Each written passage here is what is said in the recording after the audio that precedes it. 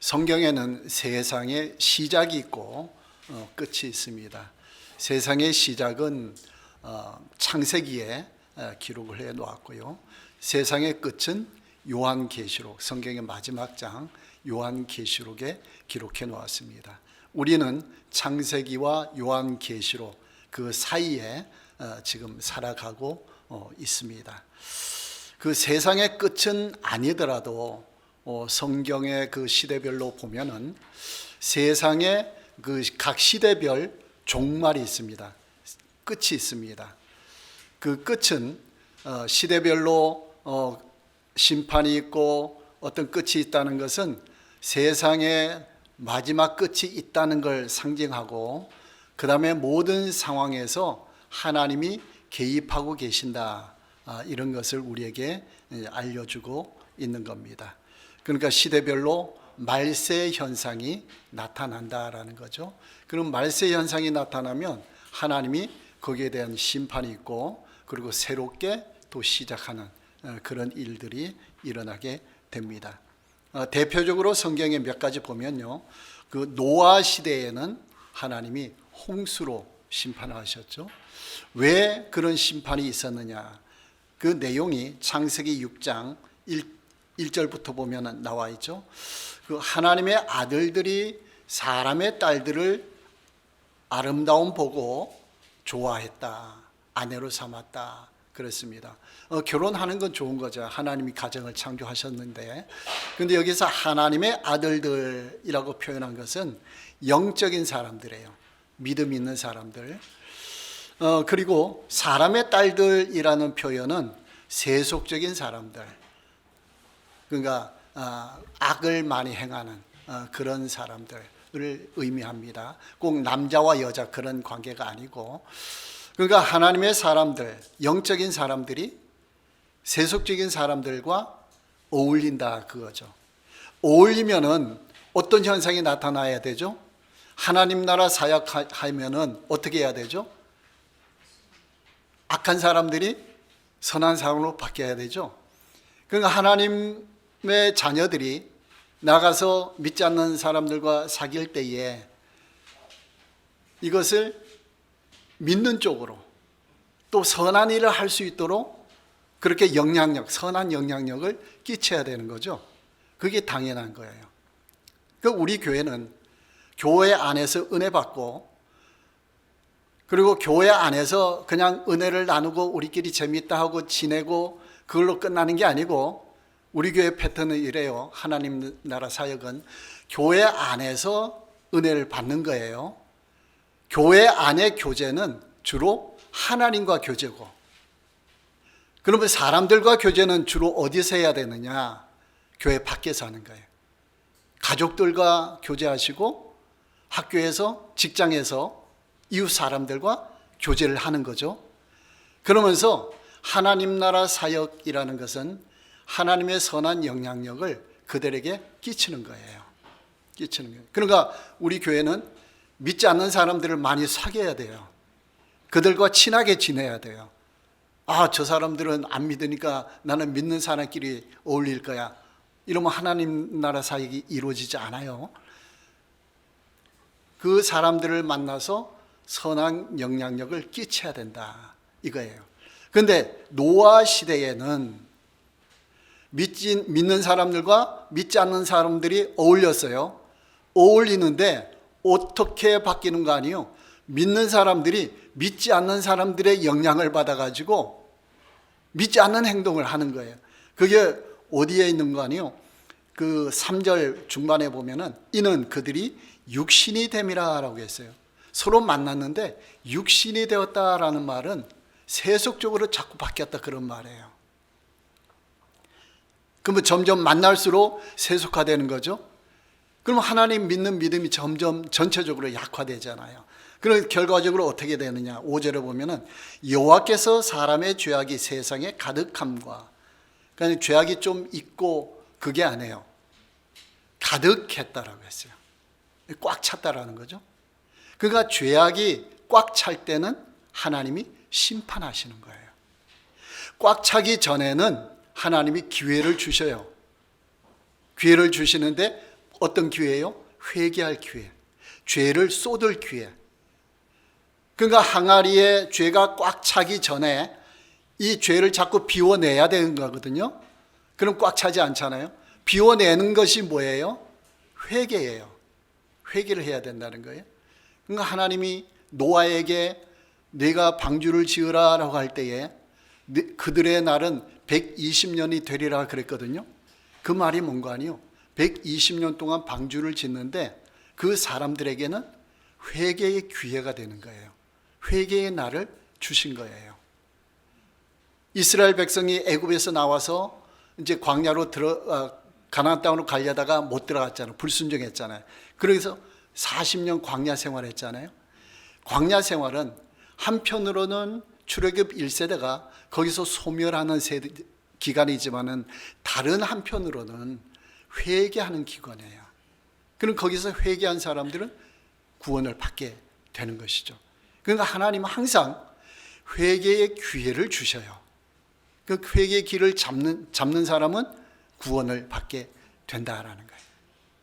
사람이 멸망한다라고 할 때는, 하나님으로부터 멸망당한다 할 때는 정확하게 말하면은 죄를 지어서 멸망하는 게 아니고, 죄 안 짓는 사람은 이 땅에 없잖아요. 예수님 외에는. 그러니까 죄를 지어서 멸망하는 게 아니고 회개를 못해서 멸망하는 거예요. 더 정확하게는. 그러니까 우리는 항상 회개하는 심정으로 살아가야 된다라는 거예요. 그래서 가득하니까 또 그들의 생각하고 마음의 계획이 항상 악할 뿐, 항상 악했다. 이거 죄악이 가득 찼다라는 거죠. 그러니까 하나님은 심판할 수밖에 없다라는 거예요. 그 다음에 노아 홍수 후에 또 세월이 흘렀어요. 사람들이 많아졌어요. 바벨탑 사건이 일어났습니다. 사람들이 모여가지고 야, 우리 이름을 내자. 탑을 높게 쌓자. 왜 높게 쌓자 했을까요? 과거에 노아 때 홍수를 심판했잖아요. 그건 물이 차니까 사람들이 죽잖아요. 홍수가 나도 끄떡없도록 우리 높이 쌓자. 그러면서 뭐라고 했는가? 우리 이름을 내고 그랬어요. 이게 교만한 거죠. 우리는 하나님의 이름을 내야 되는데, 하나님을 찬양해야 되는데, 하나님은 온데간데 없고 우리 이름을 내자.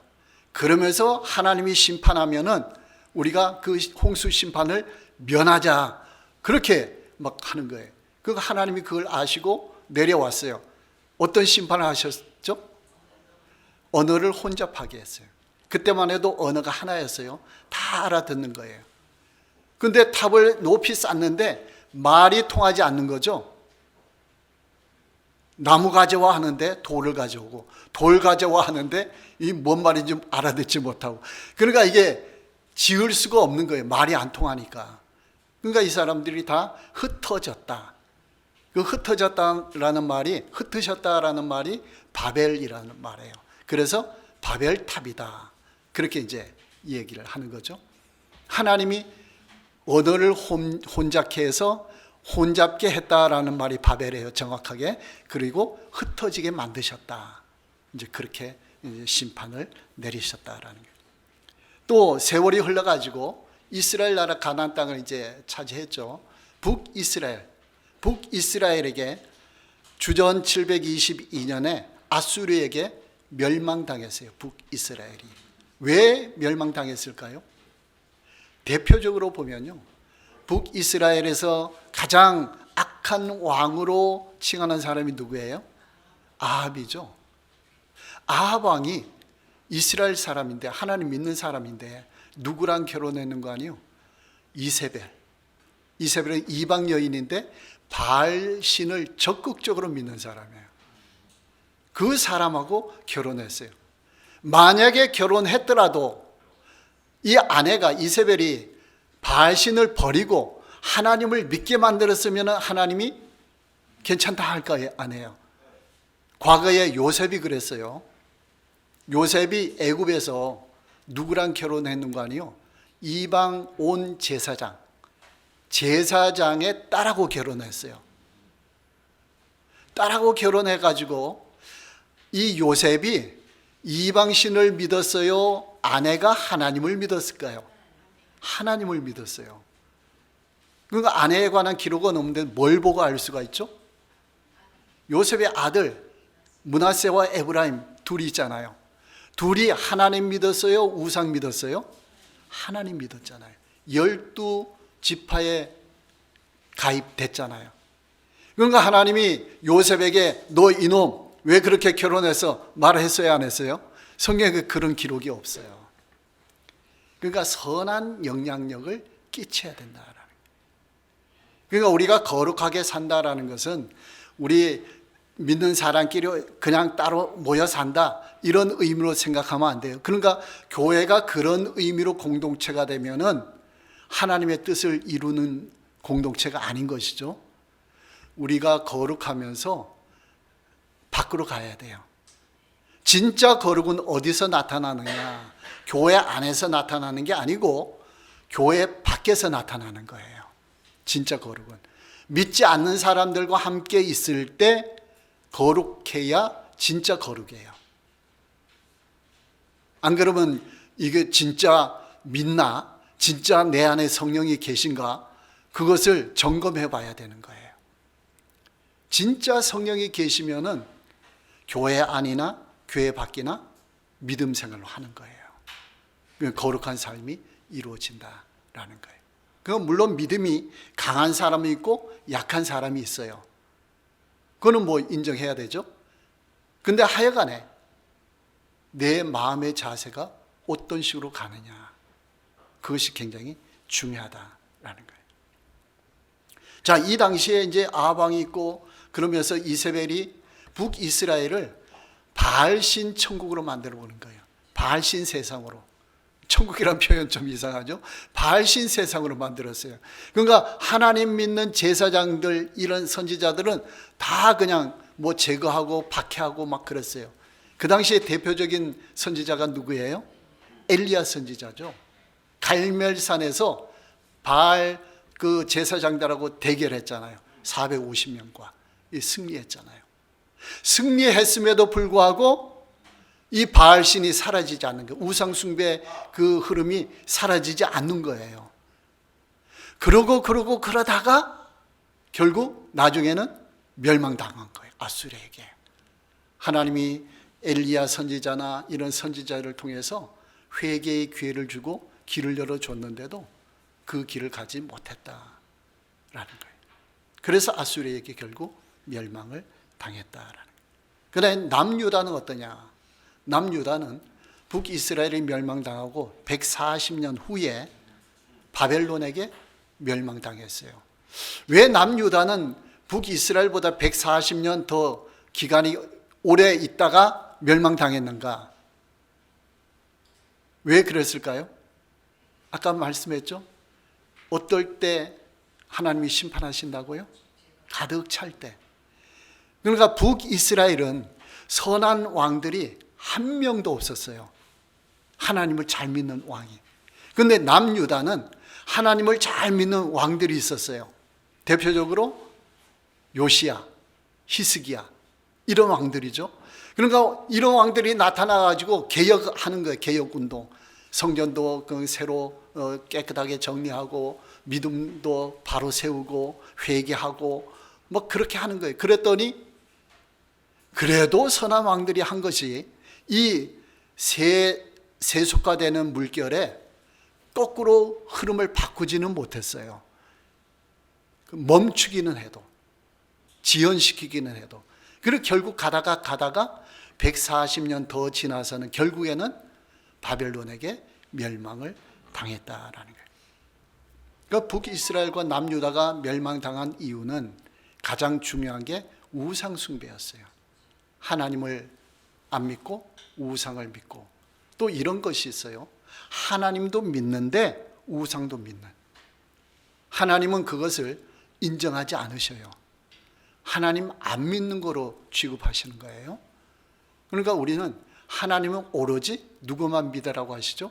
하나님만 믿으라. 뭐 어떤 종교들은 그래요. 어떤 사람이 그런 말, 누가 설교에서가 예화로 들었는데, 막 이신 저신 막 믿는데, 일본에서 그런 일이 있다 그래요. 이신 저신 막 믿는데요. 믿는데 왜 그렇게 여러 신을 믿느냐 하니까, 여러 개 믿으면은 하나는 걸릴 거 아니냐고. 굉장히 지혜롭게 하는데 그건 지혜로운 게 아니에요. 인간의 지혜지. 하나님의 지혜는 하나님만 믿는 거예요. 그래야 구원이다. 왜 그렇죠? 하나님만 참 신이기 때문에. 다른 신들은 피조물이에요. 다른 신들은 어디에서 나왔죠? 천사, 타락한 천사들이 신이 된 거예요. 그러니까 다른 신들은 피조물이기 때문에 그거 믿다가는 결국 하나님에 의해 멸망당하는 거예요. 그러니까 믿으려면 누구를 믿어야 돼요? 하나님 믿어야 돼요. 그럴 때 진정한 구원이 임한다라는 거예요. 그러니까 남유다도 그렇게 멸망했는데 어느 정도인가 아니요. 예레미야 2장 8절 그 마지막 모습 보면 예레미야가 멸망당할 때 예언 활동한 선지자잖아요. 제사장들은 여호와께서 어디 계시냐 말하지 아니하였으며, 이 말은 뭔가 아니요. 하나님을 찾지 않는다 그런 말이에요. 하나님이 계시고 하나님이 도와주시고 이런 걸 말하지 않는다는 거예요. 누가요? 일반 사람들이 아니고 제사장들이. 그 다음에 율법을 다루는 자들은 나를 알지 못하며, 율법을 지켜요. 지키는데 나를, 하나님을 모르고 율법을 지켜요. 할례를 받아요. 할례를 받는데 하나님 없이 그냥 받는 거예요.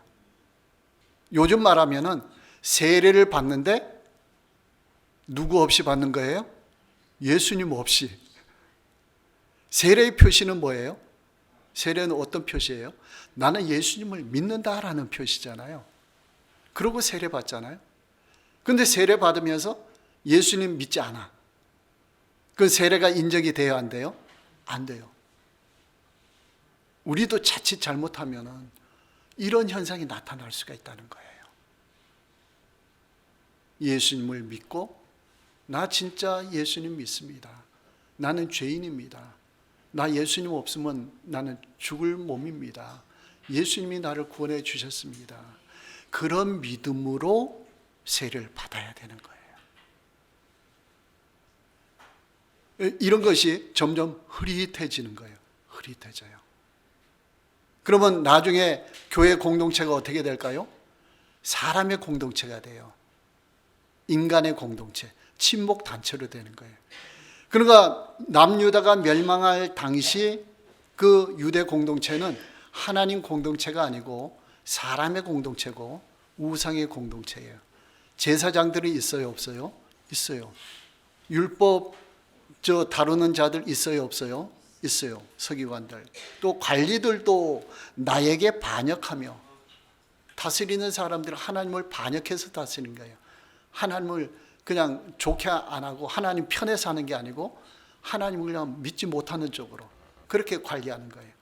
선지자들은 바알의 이름으로 예언하고 이렇게 돼요. 하나님이 멸망시킬까요? 안 시킬까요? 멸망시키는 거예요. 그러니까 우리가 신앙생활 할 때 정신을 똑바로 차려야 돼요. 정신 차린다는 것은 누구를 놓치면 안 돼요? 하나님 놓치면 안 되고 예수님 놓치면 안 돼요. 여러분 오늘 교회 오셨잖아요. 예배 드리잖아요. 하나님 생각하셨나요? 예수님 생각하셨나요? 여러분 지금 설교 들으시면서도 하나님 나에게 은혜를 주십시오. 말씀이 깨닫게 해 주십시오. 이런 거 없이 설교 들으면 그냥 강연 듣는 거예요. 강연도 잘하면은 감동이 있잖아요. 그리고 강의 잘했습니다. 고맙습니다. 이러잖아요. 이 수준으로 끝나는 거예요. 그러면은 영혼을 터치해 주는 게 없는 거예요. 그 생활이 계속되면은 사람의 공동체가 되는 거예요. 하나님 없이 예배 드리게 되는 거예요. 그러니까 우리는 항상 예배 드릴 때 하나님을 찾아야 돼요. 교회 청와 기도하실 때 무슨 기도부터 해야 될까요? 회개 기도부터. 하나님 일주일 동안 제가 이렇게 살았는데 용서해 주시고, 또 잘한 부분은 하나님 감사합니다.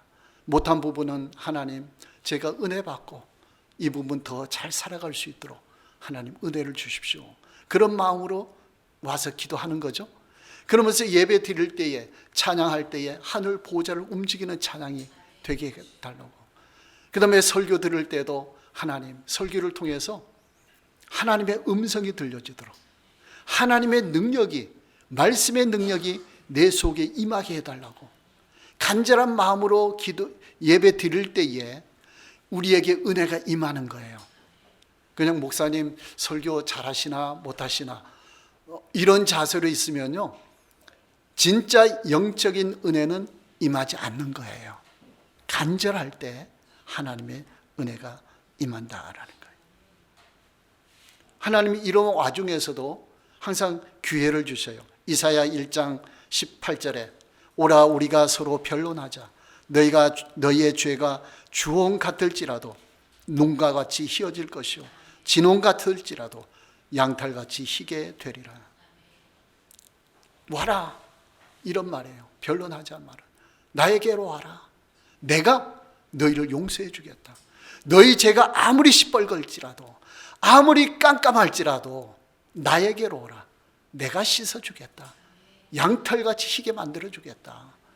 그렇게 하는 거예요. 여러분, 하나님께로 오시기 바랍니다. 우리가 안 되는 거 누가 하셔요? 하나님이 해주시는 거예요. 그냥 항상 하나님은 기회를 열어놓고 계신다라는 거예요. 오늘 본문 마태복음 24장은 한마디로 재림장이라고 말해요. 재림장. 예수님이 재림하신다. 그 내용. 전체적으로 나오는 것은 요한계시록에 나와요. 그렇죠? 크게는, 자세하게는. 근데 그 재림에 관한 내용이 마태복음 24장에 기록되어 있다라는 거예요. 여기에는 두 가지 크게 내용이 나오는데요. 첫 번째는 이스라엘 나라의 멸망에 관해서 나오고, 그 다음에 세상의 끝, 이건 세상의 종말이죠. 여기에 관해서 나오고 있다라는 거예요. 자, 하루는 예수님과 제자들이 성전에 갔다가, 예루살렘 성전에 갔다가 밖으로 나오는 거예요. 그 헤롯 성전, 헤롯이 지은 성전이 엄청 화려하거든요. 잘 지어놨거든요. 그러니까 자랑거리가 되는 거예요. 그 제자들이 나오면서 예수님께 이 성전을 가리키면서 아, 이 성전이 얼마나 좋습니까? 하면서 막 자랑하는 거예요. 근데 예수님은 뭘 보시죠? 겉을 보는 게 아니고 중심을 보시잖아요. 속을 보시잖아요. 그 예수님이 말씀하시는 거예요. 돌 하나도 돌 위에 남지 않고 다 무너뜨려지리라. 큰 돌로 예루살렘 성을 지었고 또 예루살렘 성전을 지었잖아요. 근데 돌 위에 돌도 남지 않고 다 무너지리라. 엄청난 말씀을 하신 거예요. 제자들이 깜짝 놀랐겠죠? 제자들이 예수님하고 관계해서 놀라는 일들이 많아요. 병자 고친 것도 놀라고, 그 다음에 그 부자 청년이 예수님께 와서 부자 청년 다 구원 받고 천국에도 좋은 자리 차지했다, 상급이 많다, 이런 식으로 생각하고 있었는데 제자들은 예수님이 나귀가 바늘기로 들어가는 것보다 부자가 천국에 가는 게 더 어렵다, 이런 식으로 말씀하시거든요. 그 깜짝 놀라는 거죠. 그럼 누가 그렇게 할 수 있습니까? 사람은 아니되 하나님은 할 수 있다. 그 예수님이 그렇게 가르쳐 주셨죠. 그러니까 예수님이 지금 예루살렘 성전을 보면서도 영적인 시각으로 바라보는 거예요. 여러분, 영적 시각이 열리시기 바랍니다. 교회를 바라보는 것도 예수님의 시각으로, 영적인 시각으로 바라보고, 여러분 사람을 대할 때도 영적인 시각이 열려야 돼요. 영적인 시각이 안 열리면 믿는 사람끼리 만나도 인간적으로만 대화하는 거예요. 그러면 믿음 생활인 그건 아닌 거예요. 영적으로 보고 영적인 교제가 이루어져야 돼요. 아, 저 사람 믿음이 약하구나. 내가 믿음을 도와줘야지. 아, 저 사람이 저런 약한 부분이 있구나. 어려움이 있구나. 그럼 내가 도와줘야지. 아, 저 사람이 말씀을 잘 못 깨닫고 있구나. 말씀을 깨닫게 해줘야지. 기도를 해줘야지. 이런 것이 영적인 거예요. 근데 밥 먹자 그래 해서 밥 먹고 뭐 집안 살림 얘기 막 하다가 헤어졌다. 이건 영적인 교제가 아니잖아요. 믿지 않는 사람들 다 그거 하잖아요. 그 우리는 영적인 교제해야 돼요. 그 영적인 교제하려면 그만큼 은혜를 받아야 돼요. 우리가 은혜를 받을 때 영적인 교제가 일어나요. 어떤 사람은 초신자인데 교회에 왔다가 교회에서 막 사람들이 모여서 하는데 험담하고 막 세상에서 얘기하는 것과 똑같이 막 그런 뭐 안 좋은 일들 얘기하거든요. 그 사람이 교회를 떠났어요. 뭐라고 떠나는 거 아니요? 저 사회에서나 교회에서나 똑같네요. 똑같으면 안 돼요. 달라야 돼요. 영적으로 변해야 돼요. 그런 축복이 있기를 바랍니다. 자, 제자리에 놀라가지고 예수님께 묻는 거예요. 어느 때에 이런 일이 있겠사오며 또 주의 임하심과 세상 끝에는 무슨 징조가 있사오리까? 언제 예루살렘 성전이 무너지고 세상 끝날에는 뭐가 있느냐? 뭐가 있느냐? 어떤 징조, 사인들이 있느냐? 그걸 물었어요. 그러니까 예수님이 대답을 해 주시는 거예요. 4절에 보면 24장 너희가 사람의 미혹을 받지 않도록 주의하라. 미혹이 많이 온다. 사람의 미혹이라는 것은 세속적인 그 미혹 아닌가요? 그러니까 믿는 사람들이 믿음 생활을 잘 해야 되는데 자꾸 믿지 않는 쪽으로 믿음 생활 반대쪽으로 자꾸 얘기를 한다는 거예요. 이게 미혹이 되는 거거든요. 그럼 그 사람들하고 교제하고 말 자꾸 듣다 보면은 믿음 없는 생활로 자꾸 이어지는 거예요. 그런 미혹. 그 어떤 미혹이냐? 더 중요한 것은 나는 그리스도라. 그런 거짓 그리스도가 나타난다는 거예요. 이단들이죠. 나타나가지고 내가 그리스도야. 나를 믿어야 천국 가. 우리 주위에 많이 있잖아요. 이단들. 심하게는 그런 미혹이 온다라는 거예요.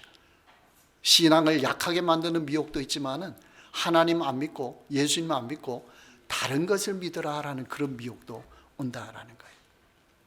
그 다음에 난리와 난리 소문이 난다는 거예요. 민족이 민족을 친다는 거예요. 나라가 나라를 대적해서 전쟁을 일으킨다는 거예요. 전쟁 소문이 많이 있잖아요. 가면 갈수록 어떻게 이게 더 심화되는 거예요. 그리고 기근과 지진이 있으리니 기근과 지진도 점점 많아진다. 그러면서 이 모든 것은 재난의 시작이니라. 이런 현상이 일어나면은 이것이 재난의 시작이지 끝은 아니라 그런 말이에요. 그때에 이 재난이 시작되고 이런 어려움이 발생하면은 말세 현상이 나타나면은 어떻게 되느냐? 9절 말씀에 사람들이 너희를 환난에 넘겨주겠으며 너희를 죽이리니 너희가 내 이름 때문에 모든 민족에게 미움을 받으리라 했습니다. 말세가 되면은 이런 현상이 나타난다라는 거예요. 우리 믿는 사람들이 착하고 잘하기 때문에 좋은 일 많이 하기 때문에 칭찬만 받는 게 아니고 세상이 가면 갈수록 악해지기 때문에 세속화되기 때문에 너만 믿느냐, 너만 잘났냐 이런 얘기들을 많이 듣는다라는 거예요. 오히려 칭찬하는 게 아니고 그런 현상이 나타나. 예수 이름 때문에 그런 현상들이 나타난다라는 거예요. 심지어는 순교도 당할 수 있다라는 거예요. 민족에게 미움을 받으리라. 그러니까 지금은 무슨 시대인 거 아니요? 절대주의가 아니고 상대주의예요. 포스트 모더니즘, 상대주의예요. 그럼 상대주의라는 것은 하나님도 좋고 다른 신도 좋고 상대적으로 그런 거예요. 하나님은 그런데 하나님만 믿으라 그러죠. 절대적으로. 이게 가면 갈수록 미움을 받는다 그런 말이에요. 그러니까 사람들이 다 다른 종교 믿는 사람은 하나님도 믿고 다른 것도 믿고 그렇게 해라 그렇게 말을 해요. 근데 우리 기독교는 그렇지 않거든요. 그러니까 또 미움을 받는 거예요. 너만 옳으냐? 너만 옳으냐? 이 상대화가 심해지는 거예요. 이 권위가 사라지는 거예요. 권위가. 그러니까 포스트 모더니즘의 특징이에요. 부모의 권위, 어떤 높은 관직에 있는 권위, 이게 물론 사랑에 의해서 이게 잘 되면은 좋은데 섬기는 자리로서 이게 안 좋은 쪽으로 무너진다라는 거예요. 권위 자체가 무너진다라는 거예요. 이게 상대주의, 포스트 모더니즘의 특징이에요. 이럴 때 우리가 말씀을 잘 깨닫고 잘 서 있어야 되는 거예요. 거기에 휩싸여 가면은 나중에 어떻게 될까요? 아, 나 예수 믿는데 너 그래 다른 종교 믿어 그래도 괜찮아 이런 식으로 바뀌어요. 그럼 나도 한번 거기 가볼까? 심하면 또 그렇게 되는 거예요. 이게 상대주의, 포스트 모더니즘. 이때일수록 우리는 깨어 있어야 돼요. 그러니까 말세가 될수록 하나님이 깨어 있으라라는 거예요. 깨어 있으라. 또 거짓 선지자가 많이 일어나는 거죠. 또 미혹한다. 거짓 그리스도도 나타나고 거짓 선지자도. 그냥 가짜는 거예요. 가짜 말씀을 막 전파하는 거예요. 그 거기에 미혹돼서도 세속화되고 이런 식으로 되는 거죠. 불법이 성함으로 많은 사람의 사랑이 식어지리라. 사랑이 점점 식어져요. 여러분 우리가 어릴 때하고 지금하고 점점 각박하죠. 세상이 살아가기가 빡빡하잖아요. 이 사랑이 식어진다는 증거잖아요. 이때 우리는 하나님의 사랑을 받아야 돼요. 그래야 우리 사랑을 유지할 수 있고 남에게 사랑을 베풀 수가 있어요. 그냥 대충 하면은 그냥 휩싸여 가는 거예요. 사랑 없이 그냥 살아가는 거예요. 불법이 심해요. 나중에는 죄를 죄로 인정하지 않아요. 그런 현상이 나타나요. 그러니까 포스트 모더니즘 이런 데서는 성경에는 음란의 죄가 분명히 있잖아요. 그렇죠? 이거는 누가 좋아하고 안 좋아하고 관계가 아니에요. 그걸 행하면은 서로 좋아서 하든 안 좋아서 하든 죄예요. 그런데 세상에는 어떻죠? 서로가 좋아하면은 죄가 안 돼요. 죄가 간음죄 같은 것도 이제 뭐 사라지고 이러는 거죠. 그 기준이 사라지는 거예요. 상대화되는 거예요. 그 기준이 누구냐? 사람이에요. 내가 좋으면 죄도 아니다. 이런 식으로 되는 거예요. 그런데 성경은 아무리 좋은 사이라도 사이가 좋다 하더라도 그런 관계가 있으면 이건 죄다라는 거예요. 그러니까 이런 세상에서 기독교가 미움을 받는 거예요. 너만 옳으냐? 이렇게 된다라는 거예요. 여러분 이 기준을 잘 세우시기 바랍니다. 잘 세워서 이런 난국을 어려움을 극복할 수 있도록 그렇게 해야 되는 거예요. 그러니까 불법이 아닌 걸로 자꾸 바뀌는 거죠. 웬만큼 죄를 지어서도 죄가 아닌 것으로 그렇게 되고 이런 세상이 된다라는 거예요. 그러니까 말세의 징조 가장 첫 번째가 뭔가 아니요? 불법이 심해진다. 죄가 죄로 인정되지 않고 이게 더 심화된다. 그러니까 죄가 죄로 인정되지 않으니까 어떻게 해요? 회개가 없잖아요. 아, 이게 죄구나. 우리는 기독교는 어때요? 마음속에 미워해도 살인이다 그러잖아요. 그러면서 우리는 회개하잖아요. 그게 아니고 마음속에 있는 건 아무것도 아니야. 이건 뭐 당연한 거야. 당연하고 겉으로 드러났는데 이것이 뭔가 그럴 때 안 좋은 현상으로 나타날 때만 이게 죄다 이렇게 돼버린 거죠. 이게 심각해지는 거예요. 그러니까 불법이 많아지고 죄가 점점 죄로 인정되지 않고 이게 흘러가는 쪽으로 간다. 이것이 말세 현상의 첫 번째. 두 번째는 뭐냐? 14절을 보면은 천국 복음이 모든 민족에게 증언되기 위하여 온 세상에 전파되리니. 말세가 되면 될수록 복음은 어떻게 된다고요? 전파된다라는 거예요. 복음이 말세가 되면은 풍성하게 전파되는 게 아니고 좁게 전파되는 거예요. 왜? 사람들이 각박해지고 믿지 않고 예수님을 싫어하고 막 그런 쪽으로 분위기가 되니까 복음이 전파되긴 되는데 끝까지 전파돼요. 되는데 불법이 심한 거예요. 그러니까 두 가지가 복선으로 달리는 거예요. 말세를 향해서. 첫 번째는 불법이 심해요. 악이 성행해요. 이게 이제 점점 심화되고, 또 한 가지는 복음이 세상 끝까지 전파되는 거예요. 두 개가 딱 만나면은 끝이에요. 불법이 가득 차면은 세상 끝이죠. 복음이 땅 끝까지 전파되는 거죠. 요게 두 개가 딱 만나면은 세상의 종말이에요. 예수님 재림하시는 거예요. 여러분 어느 편에 서야 되죠? 복음 쪽에 서야 되죠. 예수님 어서 오시옵소서. 마라나타. 그러면 예수님을 맞이해야 되는 거예요. 그 13절에 끝까지 견디는 자는 구원을 얻으리라 라고 했어요. 끝까지 견딘다. 우리가 신앙생활 하면은 믿음도 필요하죠. 또 살아가는데 사랑도 필요하죠. 또 뭐도 필요해요? 소망. 믿음, 소망, 사랑 이 세 가지는 항상 있어야 된다 했잖아요. 여러분 소망이 있나요? 소망을 가지고 있어야 돼요. 말세가 되면 될수록 뭐가 필요한 거 아니에요? 믿음도 필요하고 소망도 필요해요. 또 사랑도 필요하죠. 사랑이 식어지니까 하나님 사랑이 필요한 거예요.